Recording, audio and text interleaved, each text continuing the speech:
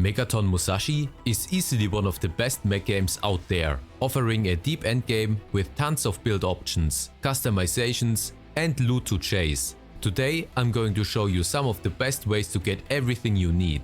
But just a quick heads up, while many of these tips can be useful during your playthrough, the real grind and progression begins after you complete the main story.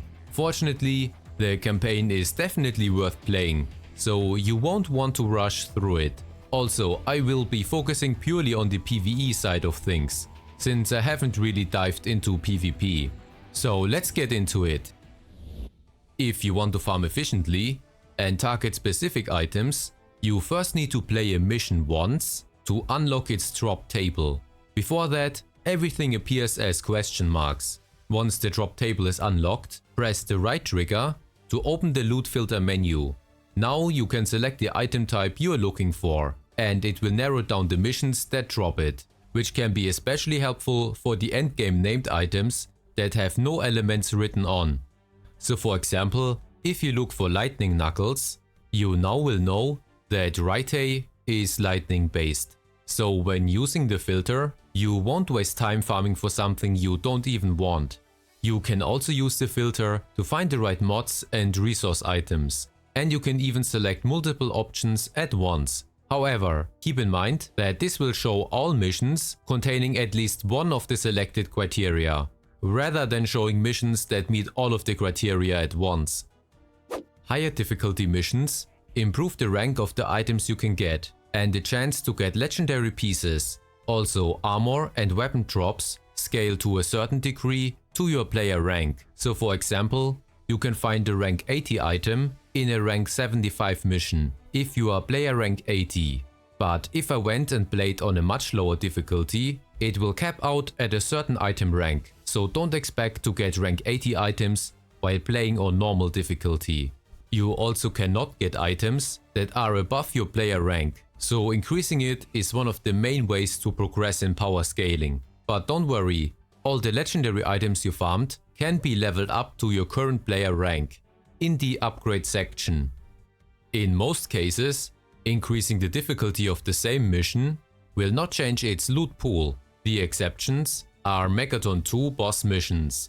For those of you who don't know, reaching player rank 70 unlocks the Megaton rank system and unlocks the Megaton 2 difficulty for Dreadnought missions. That gives you access to unique and even higher rarity items.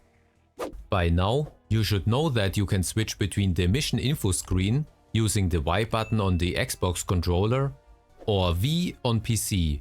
Here you can see that missions have a first clear reward. Once obtained, the clear reward changes into something you can repeatedly farm. For example, side missions give you the treasure container V and the keys to open them.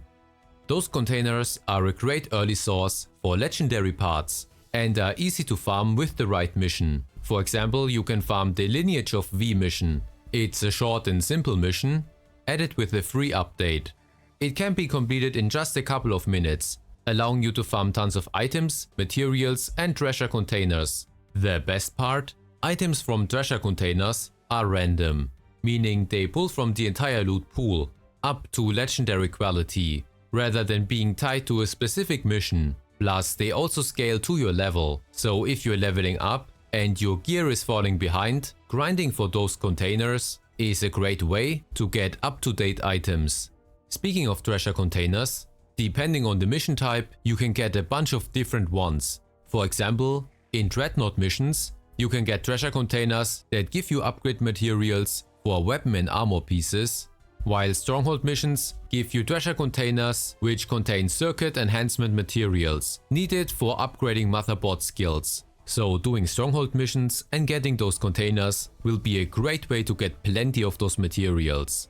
Plus, using this method will save you from spending too many encounter beacons on treasure missions. Speaking of encounter beacons, they are one of the most valuable resources in the game. To do a treasure mission, you have to spend one beacon each time. You will earn a bunch of beacons during the campaign, but after that, they become much harder to get. You can get a few from the free season pass, but the main way to get them is the coin exchange shop. Here you can buy the encounter beacons for 40 Ace Pilot coins.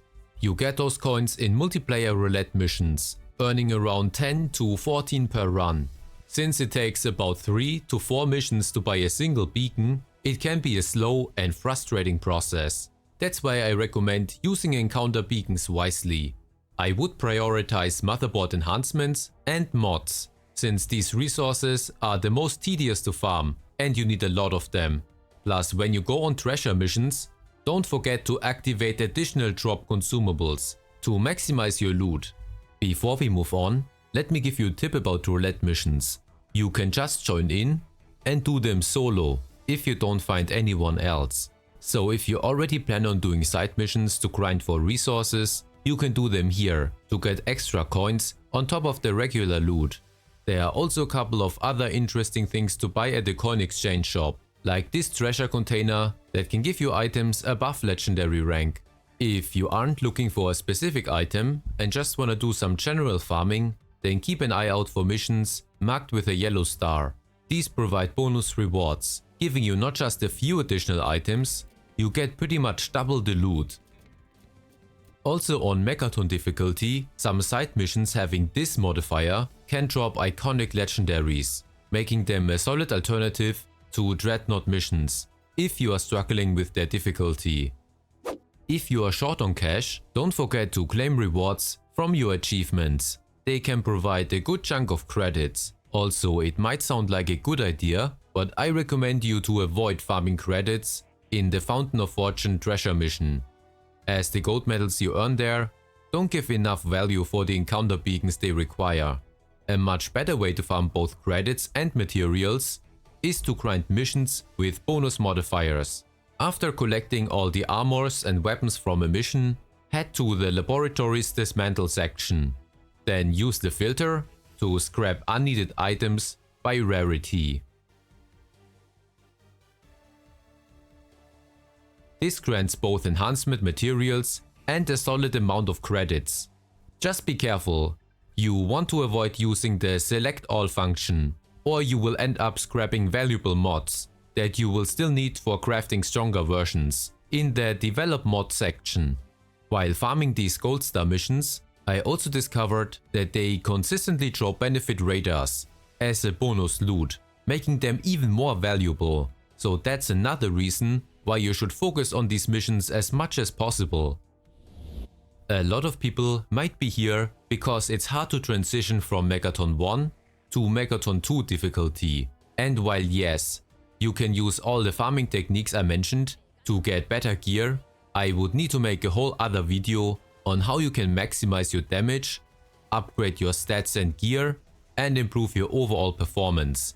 So if you want a quick solution to jump up in difficulty, then just try to regularly join into roulette missions. Sometimes you can find endgame players that are grinding for other items, or are just there to play with others, and they can pretty much solo the hardest bosses in seconds. This will be by far the easiest way to get your hands on high tier loot.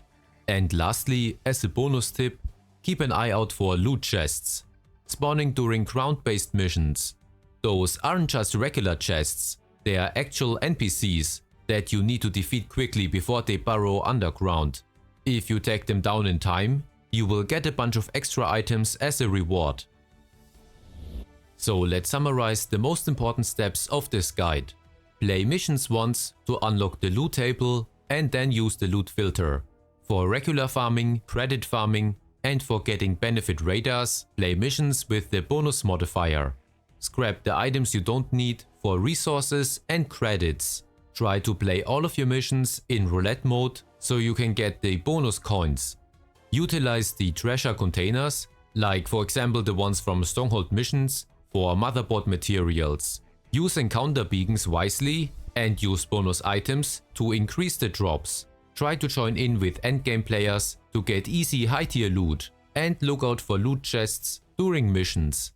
So that covers the best farming strategies for Megaton Musashi.